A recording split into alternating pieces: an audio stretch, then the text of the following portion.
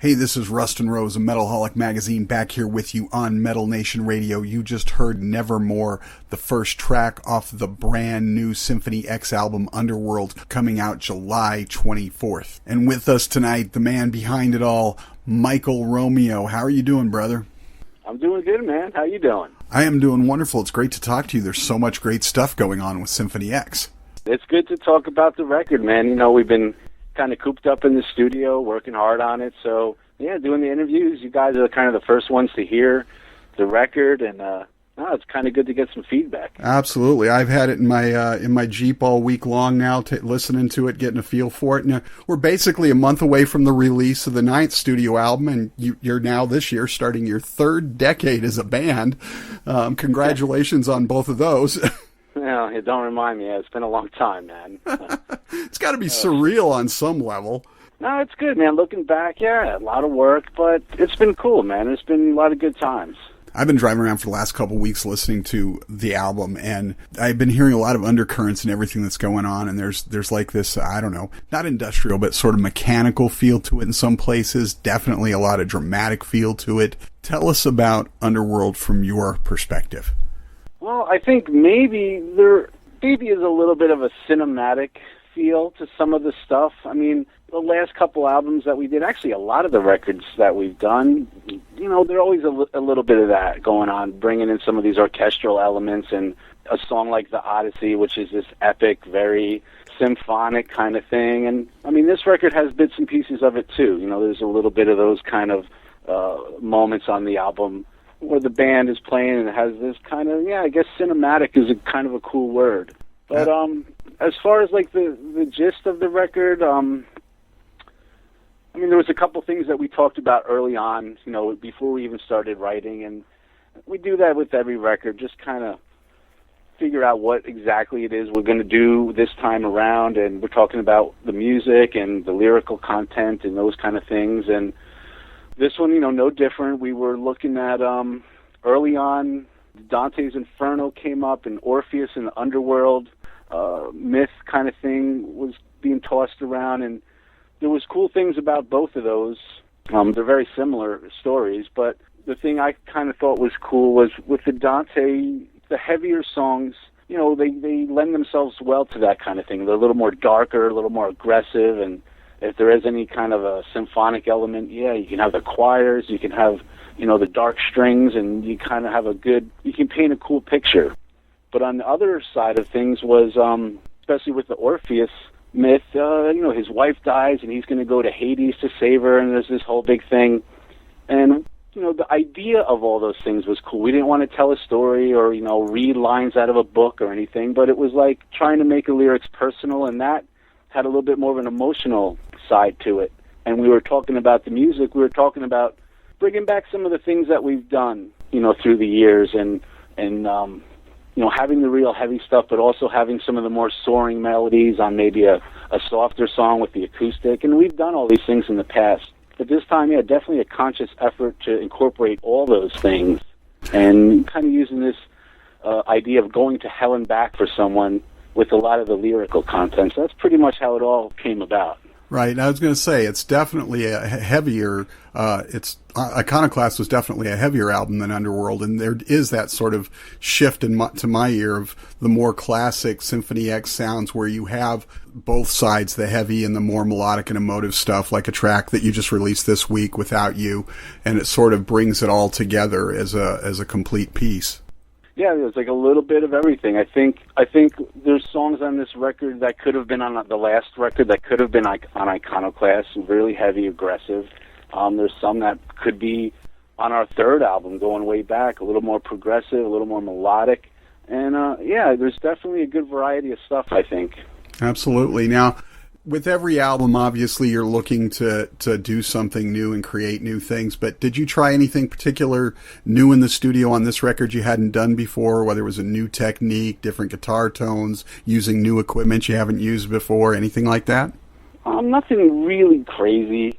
You know, I mean, of course, with the computer software and all the recording programs and the sound, the samples and all these things, I mean, every year they come out with something new, and you're always trying to keep up.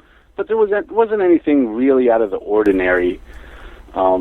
I mean, over the years, yeah, you're always getting some new gear, a new microphone or something in the studio, but nothing really substantial, nothing major. I think this one went pretty smooth, as far as that whole recording, and I think the big difference was more of the approach to how the record was going to be put together. We talked early on about the album as a whole. It's like, yeah, I mean, of course we want to spend time and make sure all the songs are as good as they can be, but it was about the flow, and it was, just the way that the business is now. Things are a lot different, and a lot of bands, maybe not metal bands so much, but they'll do a single, and then if you buy the record, the only thing on there that's decent is the single, and there's a lot of B-side stuff. And I think most metal bands, that's not the case.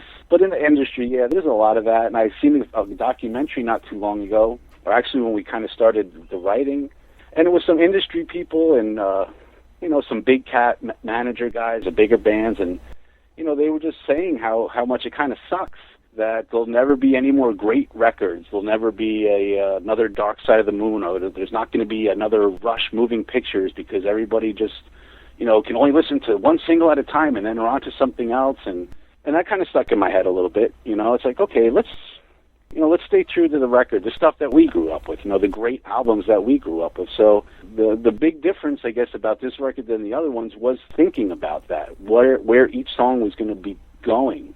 The flow of the record, the ups and downs. And so, like, when you did listen to it, it made sense in some weird way that we thought it made sense anyway. Right. Well, and that was a question I was going to ask you, because I always wonder this with artists. How much thought do you put into flow or continuity factors, like the order of each track, and how much time is between each track? Everybody always seems to think it's the same, but I know it's not. So, yeah, I mean, the time between it, it's kind of just whatever feels right, so it doesn't feel like you're waiting too long, or, that, I mean, it could change from song to song, but the actual order, yeah, I mean, it's always been important. It's weird how important it is, because, you might listen to something out of order that you're so used to hearing a certain way for so many years, and it just doesn't feel the same. You're kind of thrown a little bit by it. And, all the stuff that we've done, all the records, yeah, that's always thought out, but it's usually thought out after the fact. Okay, we got all these songs, and, we're happy with everything. Let's start noodling around with an order. This one was, okay, we kind of have an order. Now let's just fill in the blanks with the songs. Or at least we had a sketch. There was kind of an outline from the beginning. And, yeah, I mean, as time went on, things did get moved around, and, you're noodling around, and you kind of changed and stuff. But overall, the flow felt right, because I think the songs were kind of written to fit in this framework, this whole thing. So, yeah, there was a lot to it. That was the big different thing, kind of working backwards. Instead of, like I said, having the songs and then trying to figure out, all right, what's the cool order? It's like, well, let's do it all at the same time. The order is important, especially if we're thinking of doing an album that's really cohesive and, one listening experience, from beginning to end. It had to make sense. Right. With that in mind, did you alter any intro or outro to a song to sort of blend it better with what you were going to do there for that purpose? No, that's a good question, because we didn't change anything really. Not that I can remember. No, not really. No, everything was done and it was great. But there was one thing that we started kind of doing. We were talking about it, and I was noodling around with it for a little bit, and that was to connect everything. To kind of do more like a really true concept record, where there's these interludes between each song and these segues, and it could be whatever, some small orchestral pieces that go from a lighter song to a darker song, so you're building up that kind of thing. And there was a handful of things I kind of threw together, and it didn't feel right. I mean, the idea was cool. It's like, yeah, that's cool. One big continuous thing of music, and it's all flowing into each thing, and it's like, yeah. But I think we thought, from what I remember, it's like the songs are pretty solid on their own, and the flow did feel good. So it's like, all right, we're not going to screw with it. It's like that idea is cool, and maybe next time we can do something like that. So we just left it as it was kind of originally planned. And it still has, as you said at the beginning, a very cinematic feel, just the way it sits right now. So it kind of all comes together. And this seems like a perfect time to take a break, and we're going to listen to something from the new album, Underworld. This is the newest single, Without You, here on Metal Nation Radio, and we'll be back with more from Michael Romeo of Symphony X. And we're back here on Metal Nation Radio. Michael Romeo of Symphony X joining us and talking about the new album. You know, I always wonder on these albums, because it seemed to me back in my days when I was playing, which was 9,000 years ago. But whenever you write songs, there always seems to be that first song for something that comes together so easily. But then there's the final, the last song that goes kicking and screaming down to the last minute that you're just trying to get exactly right. What was that for you guys on this album? Which one came together the easiest, and which one was sort of the toughest to get exactly the way you wanted it? You know, I think this is the first time there really wasn't that problem. But I know the problem you're talking about. I remember the last album, Iconoclast, I remember the first song I put together was the title track, and it was like, you know, however long it is, 10 minutes or something, and it just happened, and it was like, boom, in a day. It's like, oh, man, this album's going to be a breeze, you know, and then, yeah, you get to the later songs, and it's like, oh, man, you know, you're running out of ideas. But this one, that really didn't happen, and I think it was because we kind of set up some templates for ourselves, you know, and it was a lot smoother. Right. You know? And I think, too, it's like each song had a little bit of freedom to be whatever. Like a song like Without You, it's a little different for us. But it was like, okay, well, we need this kind of song at this point in the record, where the guy's talking about his loss, and the chorus is kind of more soaring thing. And, okay, well, there's not going to be another song on the album like that, so it makes it a little easier. I think each song, they're pretty different. You know, they're definitely different. So I think that thing that you're talking about, like when the songs are starting to become a little the same and you're getting at the end, you're running out of ideas. Yeah, I mean, I've definitely been there. But this one, yeah, it wasn't really that way. Or you get that one song, it's like you got all these pieces and there's just one piece that never quite fits right, and you just keep coming back to it and tweaking it. Yeah, dude, I've been there, man. It's but I have to say, this one, it was pretty smooth. There was something about it. It almost wrote itself at some point. It was, and even recording, too, there was definitely something going on. You know, I mean, the guys, everybody was, you know, kind of excited, and the performances, I think, it shows. There's an energy there. There's something there on some of these songs. So, yeah, I mean, if stuff's just flowing, don't screw with it, you know? It's like, okay, let it become its own thing. Let it just evolve on its own. Well, obviously, I don't have time to ask you about every track on the album, but my current favorite is the Beast on the album in there, To Hell and Back, right in the middle. It's almost 10 minutes long. Give us a little backstory on that song. All right. I mean, like I said, we were talking about, I mean, and that lyrically, that sums up the whole thing, a lot of it, because that was the phrase when we were looking at the Inferno and the Orpheus, and, you know, going to hell and back for someone or something you care about, or, you know, that was the basic underlying concept throughout. So that song, I mean, obviously, you know, we needed a song that kind of hit on that a lot. And musically, it was the thing that we were saying about kind of going back to some of the other things that we've done in the past. I think this song is mapped out a little bit like maybe The Accolade on our third record, and Looking Glass is a song on our fourth record that it's similar in the arrangement. You know, it's got a heavy groove kind of theme in that whole first chorus, a verse, chorus, in the first part of the song, and then there's a second part of the song that's more of a breakdown, some different guitar things with some delays and a single vocal kind of thing. And then this third half of the song, it picks up and it's a little more heavy, it's a little more progressive.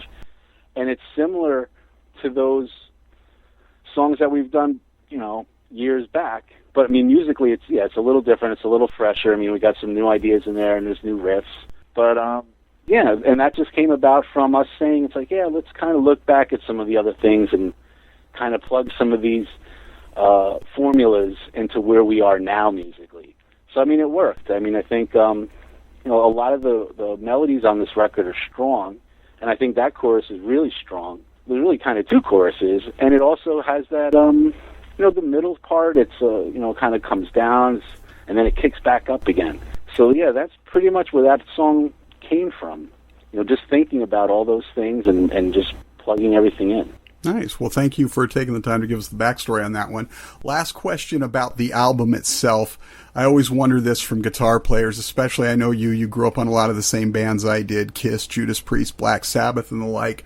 As a guitar player, what's your favorite riff that you wrote for this record? Not song per se, but riff. Oh, man. I don't know. They're all pretty good, I think. Oh, shit. All right, let's see. Well, there's some that are more fun than others, so are a little bit more exciting to play. And probably the song Nevermore. And it might not seem on just listening to it, but getting in there and hearing what some of the guitars are doing, I mean, the whole song is pretty much nonstop 16th notes on the guitar. I mean, the chorus is big and sweeping, and the strings are supporting, the movement, but the guitar just has that whole, I mean, it's busy, but it's out of the way, and it kind of adds this other texture to it, instead of just pounding away on some chords, the guitar is maybe doing something that a keyboard line might have done. Right. And it's cool to play. It's fun to play. It's just like, it was cool at the time, and then, doing the guitar tracks, the guitars are quadrupled all the time. So doing it twice is like, okay, and then you got to do it 2 more times, like, oh, man. It's a little bit of work. But no, it's fun. Like, that's a great one to play, I mean, as a guitar player, because it's just, it's just going. It's just nonstop. But it feels good, too. It, like, sits in the pocket well, too, even though it's, it's not stiff, right. Even though it is basically 16th notes all the way. But yeah, that'd be probably my favorite to play. But I'm sure over time that will change. Of course, it always does. Yeah, you know how it is. Man. All right, so before we get out of here, a few more quick questions. We mentioned at the beginning you're starting your 3rd decade, which means this marks the 20th anniversary of your 2nd album, The Damnation Game, the first with Russell, obviously. Can you share a few memories of your time when you were making that record going back then? That one, well, we had done the first one, and obviously it was a different singer, and we didn't have a lot of money, and a lot of the guys were new. The only guy that I really kind of grew up with who was in the band was the bass player, and the other guys were just kind of new. And I think the first record, we kind of weren't sure, testing the waters, seeing what we were going to do, and we weren't happy about the production, and we knew we could have done better. So with the second record, with Damnation Game, we did it pretty quick. Just to show, try to, just up the songs a little and kind of fine-tune what we were doing. That's kind of what I remember about that record. It was done pretty quick, and because we really weren't happy with the first one, and obviously we got Russ, so the singing department improved a lot. But I think the really important one that will probably always stick is the third record. Right. I think that's the one on Divine Wings. I think that's when everything felt like we knew our style, we knew what we were going to do. Like that record was, all these other records are all stemmed from that record. The second one, yeah, I mean, it was cool, but it was still, I think, testing the waters and still a little uncertain exactly where we were going with all the music. But I think the third record was like, okay, yeah, I mean, we have the heavy stuff, we have the prog stuff, there's some more epic stuff. That was the one that it felt like a band, really, at that point. Right, and that I've heard that so many times over the years that the third album always seems to be where a lot of bands really sort of find their signature and move forward from there. And it certainly has always seemed to me to be true of you guys. But all right, couple more quick ones before we get out of here. Last year you worked on Mike LePond, your brother in arms there, his Silent Assassins debut, and it was such a fantastic record. And you seem to have been involved quite a lot in the process. What was that like for you to get a chance to sort of do something different there? No, I mean, it was great. I mean, a lot of guys, asked me to do things, or, it could even be just, guys in the neighborhood wanted me to record some demos or help them out. And, I mean, I'm always open to helping out musicians because we're all struggling. Right. So it's a cool thing. But, yeah, with Mike, I mean, I remember he was talking about it. For a couple of years, he kind of wanted to do his own thing, and, the stuff that he really likes is, just the old school metal. And I said, yeah, man, whatever you need, dude. I'm here, and, we did a lot of I think we did pretty much everything here as far as tracking, and, we just had a good time, man. It was definitely cool. I mean, he put a lot of work into it, and, I think it came out great. It gave you a chance, too, to get back to some of your roots with some of the earlier influences we talked about, the heavy riff bands like Sabbath and Priest and whatnot. So, But I thought it turned out really well. It was exciting to hear you doing that as well, and made me excited for the new Symphony X album. I think didn't you also do some orchestration work last year for your other Jersey brethren there in Overkill? Oh, yeah, I mean, yeah, like I said, there's always somebody kind of floating into the studio that needs a favor. But no, it's cool. Like, the Overkill guys, I mean, we've known them for years and years. Right. And we're close, man. We're cool. So, yeah, I mean, Dee Dee is always doing some, he's either doing some solo thing or, if Overkill's looking for an intro or any of the orchestral or the more sound design kind of stuff. Yeah, and then he'll pop in and, give me a CD. He's like, yo, can you do something like this? And, yeah, no, it's good, man. It's all good. Just keep him busy, Absolutely. Yeah, I love the stuff he was doing with Bronx Casket Company. Dee Dee there, great stuff. But, all right, so last question just for fun. I'll let you get out of here. Enjoy your evening.